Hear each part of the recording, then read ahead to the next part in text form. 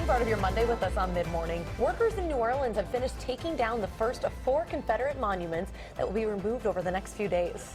They did it overnight. The mayor said there were death threats and some intimidation from some who want those monuments to stay. Now, the debate over Confederate symbols has become heated nationally since 9 parishioners were killed at a black church in South Carolina in June of 2015. South Carolina actually removed the Confederate flag from its state house grounds in the weeks thereafter. This was the Liberty Place monument that was taken down, and that monument commemorated whites who tried to topple a biracial post-Civil War government in New Orleans. They did it overnight. Pretty astonishing that people would actually threaten the workers. Yeah. And the workers actually, Allie, some of them were spotted wearing flak jackets and the like. Yeah, they were very concerned. Police officers were called in to oversee this and watch it and make sure that from a nearby parking lot that these workers were safe, which I think is absolutely ridiculous. They had scarves like hiding their face, yeah, and no one would know who it was. People are just trying to do their job. That part of it is insane to me. It's very emotional, obviously, for people who consider the Civil War to be an important part of their past.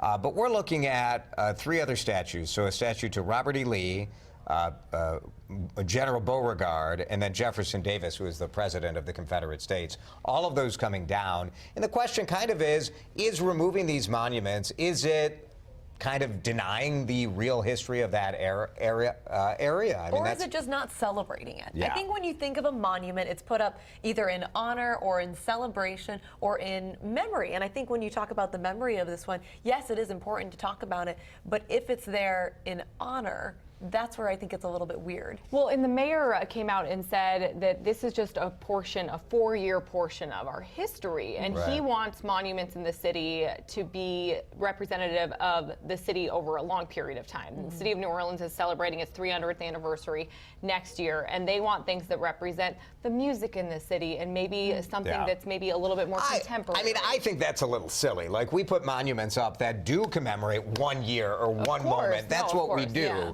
Like, so I think that's kind of a garbage excuse. He is the mayor. He's the mayor. Just say what you're doing. These were not proud years in our history. They weren't. They're racist times. There were people who acting at that time, did they know that they were as awful as we view them today? Well, and you want to make Maybe sure not, that people are like, comfortable talking about these topics as well. for sure. And Do it in the acknowledging history them. classes. You can still teach this stuff. Yeah. But Kylie's point that you don't have to celebrate, I think that is the key. That's the key point. Well, they're coming down. They're coming down. That's right. How